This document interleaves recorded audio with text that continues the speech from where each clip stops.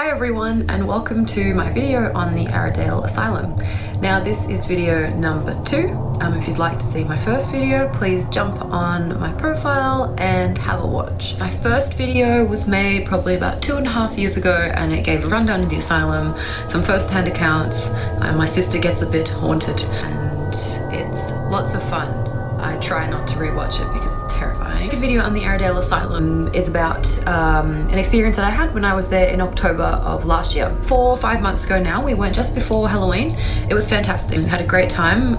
It's always absolutely brilliant. Before I get into the nitty-gritty of everything, if you'd like a history, a rundown of the asylum, jump onto my other video. But I just really want to make the point of I have done this tour probably 5 or 6 times, and every time I go, I hear something different from a different tour guide. So there's a lot of oral history, there's a lot of anecdotal evidence that people have passed down, that people from Ararat hear from locals. There are people who are still alive who actually spend time in the asylum. There are people who had family members. So there's lots and lots of information going around, and it really depends on I guess what you want to believe, what you want to think. So it's up to everyone in the end. So you're gonna have to bear with me. My eyes might dart over a little bit because I do have some notes on the screen, and if I didn't get this video done now, I would not have gotten it done, and I'm actually going on the tour again next week. So I really wanted to get this done before I go on the next tour, so that if anything happens in the next one, then I can make a third video. It is located in Ararat, Victoria. It's about 2 hours from Melbourne. So when we drive, it can take us between 2 to 2.5 hours, depending how much stops you make, how many creepy podcasts you're listening to on the way, how dark it is, how many kangaroos want to jump in front of your car, because it is Australia after all. But it's there has been a decent turnaround of guides with Eerie tours. Because of this turnover, you do have some different stories coming up. So I did have guides tell me a certain number of deaths, I had guides tell me stories, then you hear little tweaked versions of the stories. So it's essentially Chinese whispers, a little bit of oral history, drama, and all of the above. People want to make things scary, people don't want to make it scary. It is a paranormal tour, but they say they don't set things up, everything's real. And I always come into the tours from a point of view that I want to have a good time, in sense of getting a little bit spooked here and there. Genuinely interested in the building and the history behind it. I think Australian history is extremely fascinating, especially the Commonwealth side of it.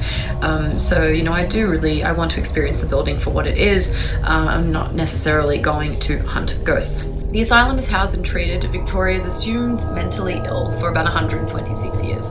Ararat is a fair distance from Melbourne. It's about a 2-hour drive, and which really aids in understanding the distance between the city centre and where this place was. Now there is a town called Ballarat in the middle, but it is an hour from Melbourne and it is an hour from Ararat. So the doctors, the nurses, the morticians, they were all so far out from the CBD.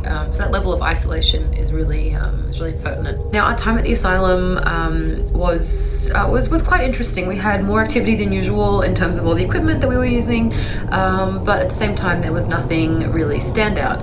My friend Rachel, she had only been to the asylum once. This was her first time, which always brings in some new energy. The place is really scary. You're walking into a building where people have died, people have been tortured, acts of ridiculous cruelty. You've got all these horrible stories, and if you hadn't been before and you hadn't experienced that before, of course it's going to be terrifying. And then because you're scared, you give off a scared energy, you give a little bit of anxiety, and I know I did when I first went, and my sister still does. So it was quite interesting going with people who hadn't been before. So there's a story from the morgue area. The morgue was originally built when the asylum was first constructed, and there was colonial visitors coming down to make sure that everything in the asylum was good, everything was checked, everything fitted the colonial rules that they had sent from England.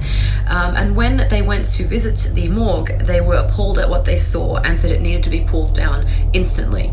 Now this is a verbal account which I heard from one of my tour guides a few years ago. Apparently the morgue was set up, and they had human body parts on stakes lined up around the morgue to see how they decompose. They had limbs hanging from trees, apparently they had limbs on stakes. Ridiculous. To see how things were decomposing, and all in the name of science. But the most horrific thing was that the men's ward and the men's recreational area looked directly onto the morgue. So they were seeing their friends who were passing away going to the morgue, being cut up and, you know, put hanging from trees and you know, being staked into the grass, which is quite disturbing. So they said that needs to be taken down straight away. Then a new morgue was built. I don't know the exact date when that was built. They did tell me, but I cannot remember.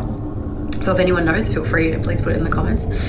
So they rebuilt the morgue, and the morgue is where all the tours start, and that's when everyone has a chance to go into a fridge. The marks on this door were actually thought to be done by handcuffs originally. However, after luminol testing was done, which is what the guide is explaining here, is that there was blood marks in every one of the what looks like finger marks on the door, and all down the actual window frame.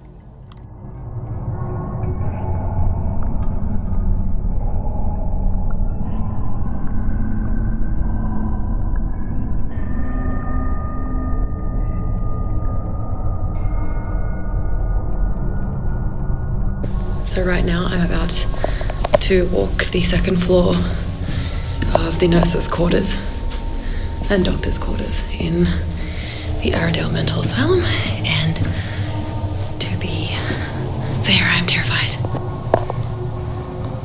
A bat flew out.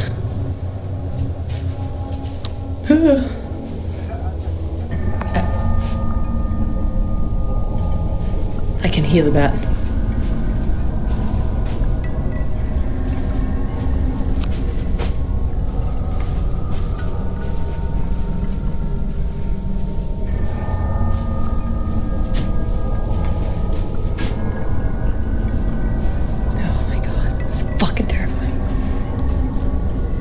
These are one of the bathrooms.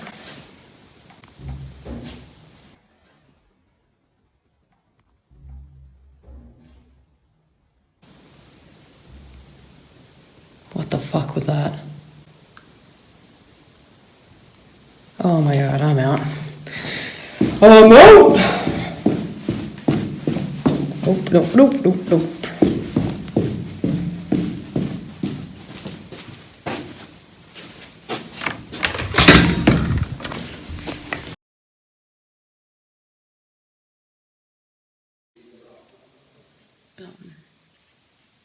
I was sitting in a room for about 10 minutes trying to contact someone, whatever. I got nothing at all. It's disappointing. These bathrooms are really freaky. Still no contact, which is a little bit sad. A little bit sad.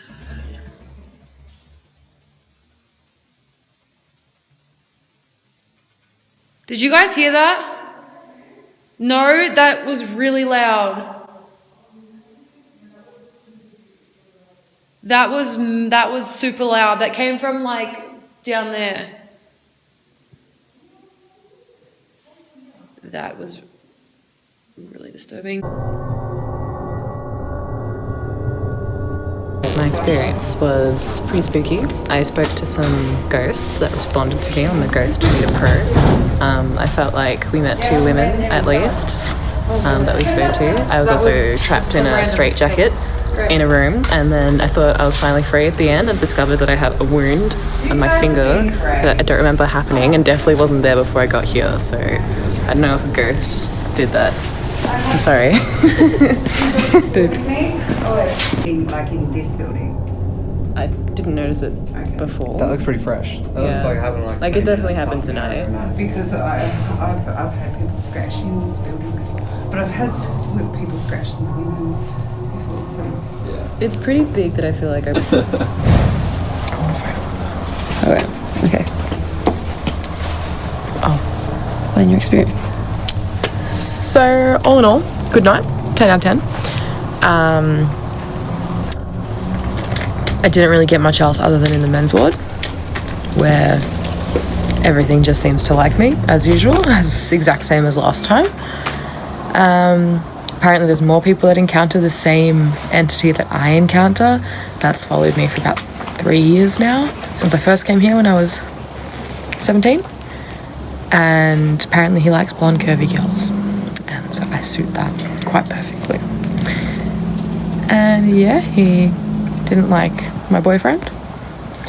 Definitely didn't want him around me, and would only kind of talk to me in anything, and would show himself in the thermal camera, talk to me, yes or no questions, always answered it was yes, it was him. He was making noises, banging up and down the stairs in the back, which was pretty cool. But yeah, spooky, very spook.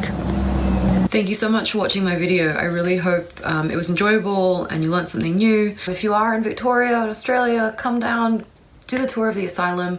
It's really fantastic and a really good way to understand a part of Australia's history that we really don't talk about enough. Stay spooky, and hopefully I'll hit you guys up with another update after I go on the tour next week. Thanks guys, bye.